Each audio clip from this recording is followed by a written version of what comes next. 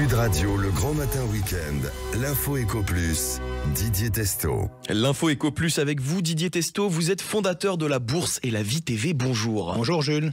Alors Didier, en cette fin d'année, vous voulez faire un bilan de la Bourse de Paris et il n'est pas bon. Expliquez-nous pourquoi. Alors c'était il y a quelques jours seulement et la presse financière parlait de la scission de Vivendi, le géant français des médias, de l'édition, contrôlé par Vincent Bolloré, effective désormais avec la cotation de 3 nouvelles entités en bourse. Alors à Londres, Amsterdam et Paris, avec Canal+, à la Bourse de Londres, le London Stock Exchange, Havas dans la communication chez Euronext Amsterdam et Louis Hachette Group, qui comprend Hachette, Livre, Relais, Europe 1, JDD, pour ne citer que cela, qui reste à Paris sur le marché. Euronext Growth est régulé, mais non réglementé, comme disent les spécialistes. Alors cet événement n'est pas neutre, au-delà des choix personnels de Vincent Bolloré, qui connaît parfaitement la bourse, pour s'être fait remarquer dans les années 90 avec l'acquisition de Delmas Vieljeu.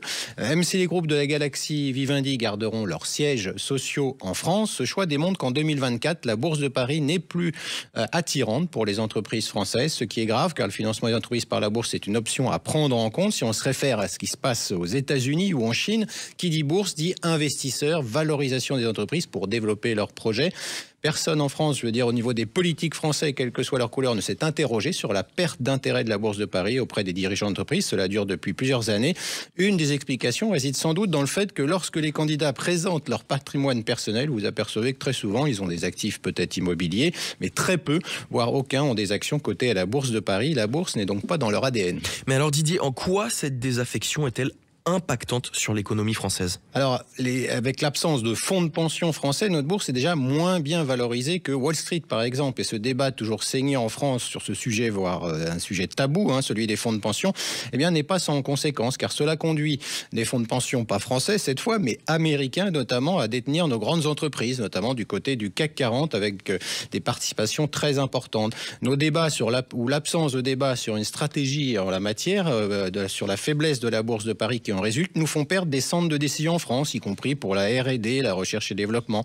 L'exemple de Sanofi, dont la R&D est aux États-Unis, est symptomatique. Comment ce groupe peut-il financer des entreprises françaises innovantes si sa priorité est désormais les États-Unis? Alors le message que l'on peut lire des décisions de Vincent Bolloré, c'est que ce n'est pas en France que l'avenir se dessine pour des entreprises à vocation mondiale. On peut le critiquer, c'est facile, ou considérer que ces décisions sont prises pour l'avenir de ces entreprises, c'est pas la même chose. Il faut s'interroger sur l'attractivité de la place financière de Paris. Et donc ça veut dire que la Bourse de Paris, elle a toujours été en retard par rapport à d'autres places boursières? Alors non, il y a eu une période faste à la Bourse de Paris. Contrairement à ce que l'on croit, eh bien, c'est plutôt lors d'une période gouvernementale socialiste que cela s'est produit dans les années 80, avec un fort renouvellement de la cote. De nouvelles entreprises sont venues en bourse, des entreprises innovantes, ce qu'on appelait à l'époque le second marché ou le nouveau marché ensuite, par exemple. Mais depuis la crise financière de 2008, il faut le dire, la Bourse de Paris, qui est dirigée par un monopole privé, la société Euronext, n'a pas su attirer de nouveaux entrepreneurs, alors même qu'aux États-Unis, durant la même période, de nouvelles entreprises, notamment dans les nouvelles technologies, ont su émerger, changeant le profil de l'indice S&P 500, le grand indice américain, au bénéfice des grandes entreprises. Le CAC 40, lui, l'indice phare de la Bourse de Paris, reste coincé avec des entreprises classiques, alors qu'aux États-Unis, investir en bourse fait partie du quotidien, parfois avec excès. En France, on oublie trop souvent que sans la bourse, LVMH n'aurait pas pu grandir autant comme Tesla aux États-Unis pour Elon Musk ou Nvidia dans les puces électroniques. Aujourd'hui, beaucoup de Français ont préféré aller chercher d'autres actifs à risque, comme le Bitcoin par exemple, plutôt qu'en bourse, faute de nouvelles opportunités.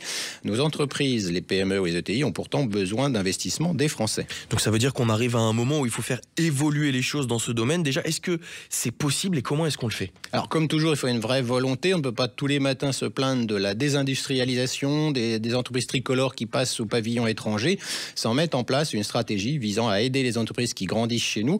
Ça fait 35 ans que je suis la bourse. Il y a eu au cours des dernières années des rapports sur ce sujet, mais aucun changement. La bourse a perdu son aura au profit notamment du capital investissement, ce qu'on appelle le private equity, financement privé par des investisseurs privés. Alors la première chose, j'avais eu l'occasion ici de parler de scandales financiers liés justement à des financements que les banques classiques refusaient aux entreprises, dans la biotech notamment.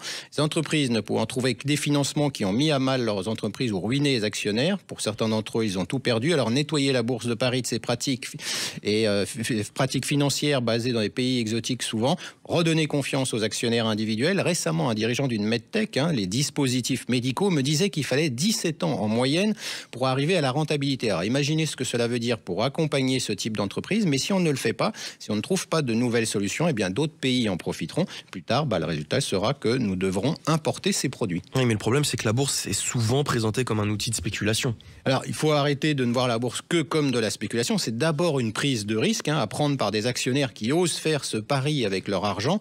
Il y a eu de belles réussites à la Bourse de Paris. Martin Bouygues, dirigeant du groupe éponyme à qui je parlais de bon amour des PME françaises, visible sur mon site, m'avait dit, vous savez, Bouygues a été une PME. Donc il peut y avoir des excès, il y en a eu, il y en aura. Mais au cours des dernières années, j'ai vu ces entreprises, moi, se prendre des crises de plein fouet.